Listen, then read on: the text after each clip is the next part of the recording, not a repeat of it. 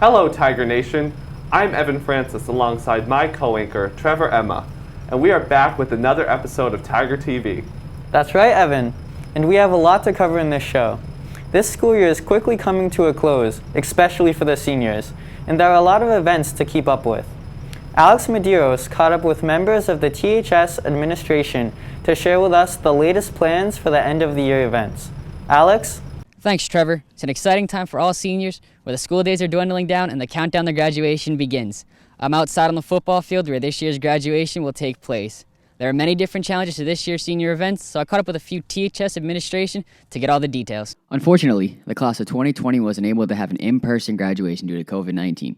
The THS administration and staff have been working hard this year to find a way to have an in-person ceremony. Mr. Maddow shares with us the details on this year's graduation. Well, the plan for graduation this year, of course, is going to change due to the pandemic and due to our current circumstance. We are planning to have an outdoor graduation on the football field, and it is on Saturday, June 5th at 11 a.m. And, we're hoping to have everybody outside, socially distanced, with their masks on. And, we want everybody to be comfortable and enjoy the day. Graduation rehearsal will be historically the Friday before graduation weekend, so it's on Friday, June 4th. This year, due to the COVID restrictions, we are not going to have a senior breakfast. I'm going to ask that all the seniors gather in the field house at 9 a.m., and then we're going to go through our regular graduation rehearsal procedures. We line them up in their respective rows. We'll show them how to walk out onto the football field where they're going to be seated.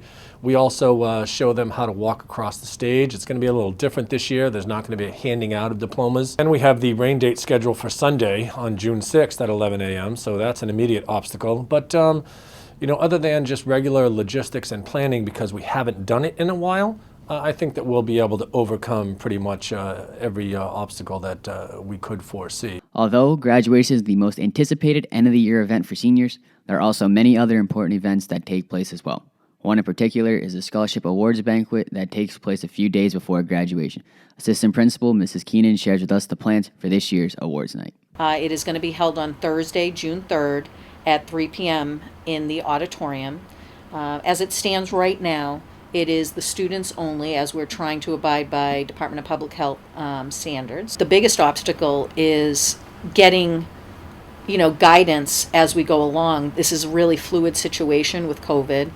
And so as we get new updates from the state, from the governor, from the CDC, we're trying to change things on the fly to make it as open as we can for as many seniors as we can. Mrs. Keenan and Mr. Maddows share a little bit of advice for the class of 2021.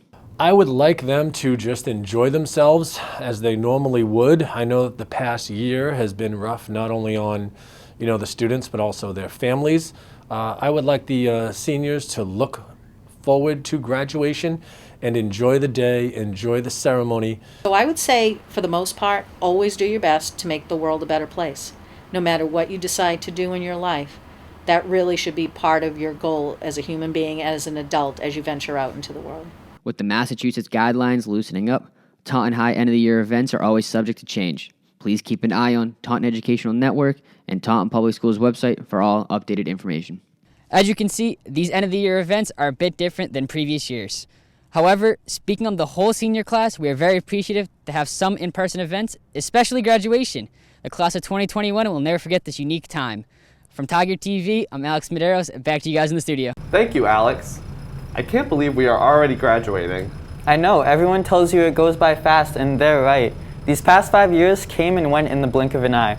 There are a few other end-of-the-year events in the school that are not exclusive to the seniors. Our performing arts students are having virtual pre-recorded events, including a chorus concert and a band concert. There's also going to be a DECA banquet, a virtual art show, and some senior week events in the works. Despite COVID, everyone is working really hard to make the end of the year as safe and enjoyable as it can be. Finals for the seniors will be next week, Wednesday, May 26th, and Thursday, May 27th. All other students will take finals next month on Monday, June 21st, and Tuesday, June 22nd. Another big event to look forward to this year is the THS Drama Club performance. They've been very busy this spring in producing this event, which has been pre-recorded and will be broadcast soon. Many students, including myself, put together this musical in just 8 weeks. Our very own Alice and Vicky caught up with the cast and crew to hear about their experiences creating this year's show. Thank you, Trevor. Drama Club is back with its first musical since 2018. With a cast of 16 and this being the only production of the school year, Drama Club has never felt smaller. However, this has not prevented the cast and crew from going above and beyond with this production of The Fantasticks. The Fantasticks is a musical written by Harvey Schmidt and Tom Jones. Originally written in 1960, it ran off-Broadway for 42 years. So The Fantasticks is your classic love story. Has a little bit of a twist in it, has an abduction. But it's two fathers who want their children to fall in love, so they trick them into falling in love. Two members of the drama club shared their thoughts about the show. So I'm the stage manager, so I basically have the script in front of me and I follow along with the show. Usually I have cues so when I take things out on stage and I move things around. I also direct the rest of the run crew, what happens. So I played the girl, or her name is Louisa. She is a very naive and kind of immature, impulsive character at the beginning of the show. Okay, so in the first act, it's kind of like a Romeo and Juliet. And then in the second act, they actually kind of split up and they go and experience the real world and they kind of experience how bad the real world actually is. I would say that it's a lesson about how without hardship, you can't grow and become the best version of yourself or lead the life that you want to live. There's a quote in the show that says, "Without a hurt, the heart is hollow." Putting the Fantasticks together was a unique challenge for everyone. It was very different. It was very different. I think when we first started it, I was overwhelmed. I was like, how am I going to do this? I have to keep kids' distance. We have to use masks. We have to follow all the protocols. We need to have in-person rehearsals somehow. So at first it definitely was overwhelming, but then we got into our groove where we had our rehearsal schedule. We had a wicked time constraint. We had about less than a month to put the show together in total.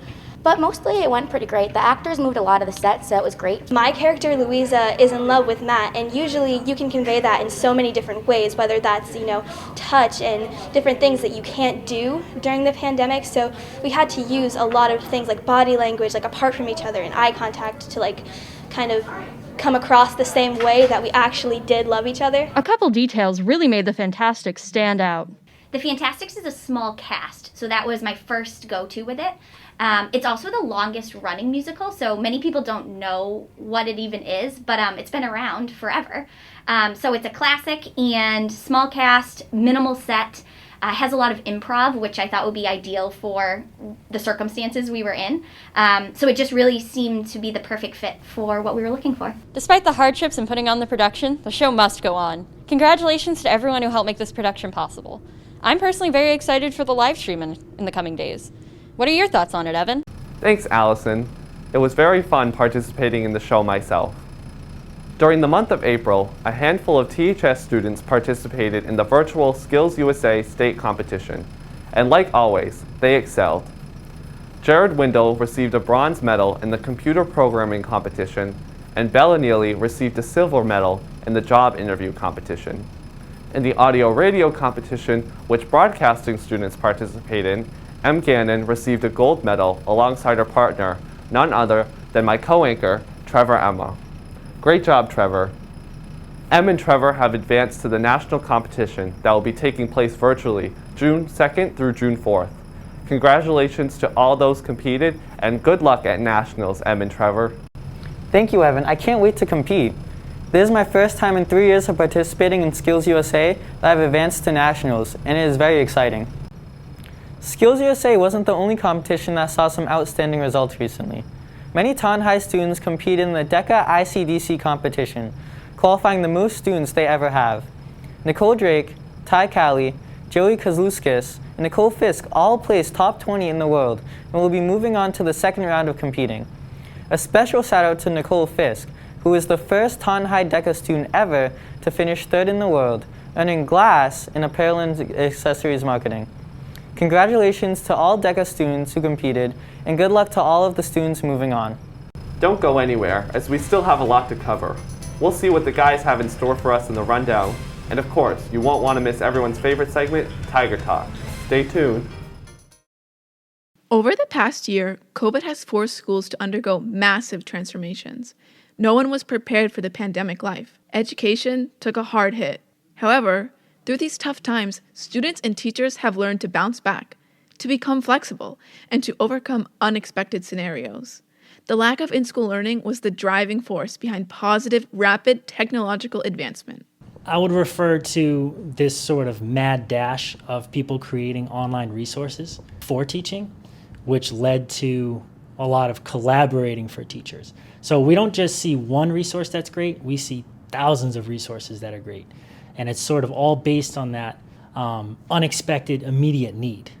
Teachers and students have learned to improvise with the new technology in ways they never imagined before.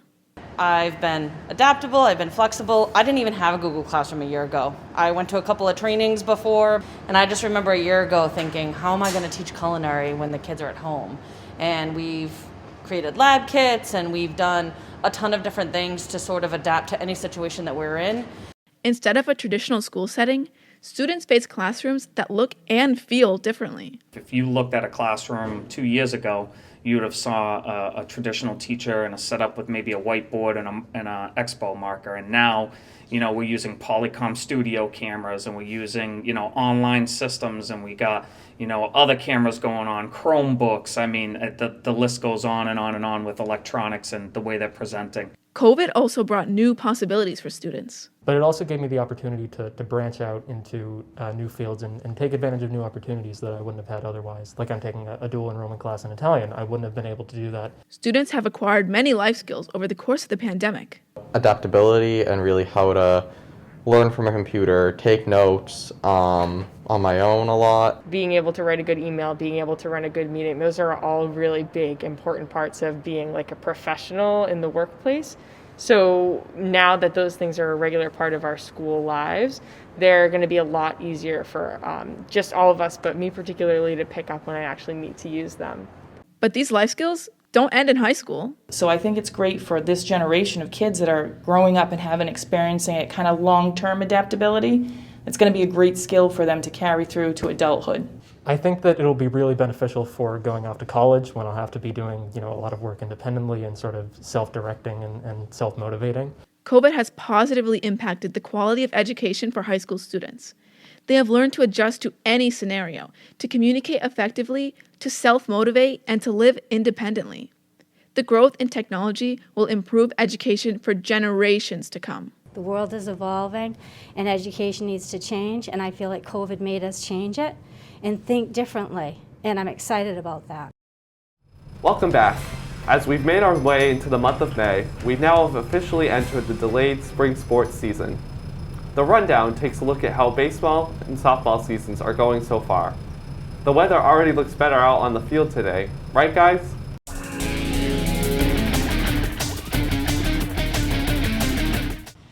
Yeah, that's right, Evan. Beautiful day out here today. Much better than last episode. Welcome back to the Rundown, where sports fuels entertainment. I'm alongside Elijah Marshall and Kyle Robinson. Spring sports are in mid-season form, going great so far. Baseball team's off to a pretty good start. Yeah, baseball team's doing really good this year with wins over Mansfield, Attleboro, and Stoughton. Danny McDougal's having a great year pitching and hitting. Pitched 5 innings with no runs versus Stoughton, and 4 2/3 innings versus Attleboro, with only letting up 1 run. Yeah, that's right. Tonhai with 12 strong returning seniors this year, playing very well, but also with many underclassmen making a name for themselves this year. And we caught up with Bretton Higgs to see how he feels about the season so far. To be honest, all the underclassmen have been excellent this year, but just 2 guys that just really stood out have been Ryan McDougal and Braden Sullivan. The bat, fielding, all of it, just been excellent. Can't ask for much more for those guys. Thank you, Brett. And Elijah, being a senior on the team and a big part, how do you feel the underclassmen are doing this year? I think they're doing really good. They're really helping the team chemistry together. All of them are playing really good. Ryan, Dawson, Braden, they're all doing really good. They're playing great together, and they're having fun. That's all that matters. Yeah, I completely agree with you. Earlier this week against Mansfield, Connor Quinlan had a great outing on the mound, went 5 innings, only let up 1 run, 6 strikeouts too. Yeah, Connor Quinlan, always a solid pitcher for Tonhai. Tonhai with a couple other solid pitchers this year. Evan Callie, Sean Callie, and also Ethan Ross stepping up big for the Tigers this year. Yeah, we actually got Brett Higgs' thoughts on how the new pitch count rule changes how the game has to be managed for the bullpen. So honestly, it's just really tough. Myself as a pitcher, just with all the new pitch count rules, only getting a certain amount of pitches, it's just kind of tough, just practice that during the week. And now we get probably 3 to 4 games a week, so it's just tough, just kind of adjusting. But we're just gonna get through it. Just gotta work with it. Thank you, Brett. Switching over to softball, they're off to a hot start as well. Senior Hannah Aldridge is hitting .813 with 4 home runs and 15 RBIs already. Yeah, Hannah's been a very solid player for Taunton High for about the past 5 years, and also some great seniors stepping up. Tatum Costa and Mackenzie McAloon both batting in the high 400s, and Angie Lynch also batting in the high 500s for the Tigers. Yeah, the upperclassmen playing really good for the Tigers this year. Underclassmen just as well helping, playing really good together. We caught up with Mackenzie McAloon on the future of the program. So a lot of the underclassmen have really been stepping up to the plate this year. One who really stood out was Sam Lincoln. She came out and threw her first outing the other day against Attleboro, and it was very good, absolutely amazing. Another underclassman that's really been stepping up is our new first baseman, Haley Krokta. She's been doing it offensively and defensively, and she's a great teammate, and she's just a really good person to be out on the field. Thank you, Mackenzie. Sam Lincoln, who's been following in Kelsey's footsteps, has been playing phenomenally this season. She has a 0 ERA through 10 innings and is playing fantastic. Speaking of Kelsey, she also just won Hockomock Sports Player of the Week and has been playing very well on both sides of the field this year, batting an average of .482 and also with a .8 ERA on the season. Yeah, that's right, Kyle. Kelsey's been great as always. New Taunton High School varsity softball coach, Coach Coop, has taken over for Coach D. Lou, who's been with the team for 20 years. We talked to senior Hannah Aldridge on what it's like with the new big change. So playing for D-Lou for so long, it's obviously going to be very different, but it's been really good so far. Carrie's philosophies are pretty similar to D-Lou's, but she brings a different approach, being able to have played the game. Also with Jordan being a female coaching staff, it just brings out the leadership and mentors that we have for the future of the program. Thanks, Hannah. Seems like Coach Coop is doing a great job so far. Already being halfway through the spring season, we want to wish our best of luck to the baseball team and all the seniors playing and trying to make that last push for the state championship. Same with the softball team. Good luck to them. Good luck on their playoff push. Have fun. And good luck to every other spring sport that's playing right now. That's going to do it. I'm Tommy Ambrose alongside Kyle Robinson and Elijah Marshall. Back to you guys. It's great to see that the softball and baseball teams are off to a great start. Keep up the good work out there on the diamonds, Tigers. Ella and Sydney are back with another senior edition of Tiger Talk. And this time they'll be joined by another familiar face. Take it away, ladies. Thanks, Trevor. I'm Sydney. And I'm Ella. And we're back for another segment of Tiger Talk. This week we have a special guest. Hey, I'm Izzy, and I'm so excited to be here with you guys today. Thanks, Izzy. We're dedicating this segment to our seniors. We're walking through the hallways and the parking lots to ask seniors some very interesting questions. That's right, Ella. Let's get started. What is one piece of advice you'd give to an incoming 8th grader? Just enjoy high school while it lasts, because it does go by really fast. Don't be immature. I did it. I was very immature. It's not worth it. I'd say take your time in high school, because it flies by. It goes by so quickly. Probably like don't procrastinate like at all, because if you procrastinate you're gonna be behind, kind of like my friend right here. So no, just don't procrastinate. What is one word that describes your entire high school experience? Wild. Out of the ordinary. You see a lot in Taunton High. Fun. I mean, yeah, it had its ups and downs, but overall high school was a lot of fun. I like playing sports, doing all the clubs, and I think I really emphasize that a lot, because that's where all the good stuff comes from. Probably eventful. It's crazy here at Taunton High, but not in a bad way. Which teacher has impacted you the most during your high school experience? Mrs. Shaw. Probably Mr. Galveo. Probably Miss LaFave.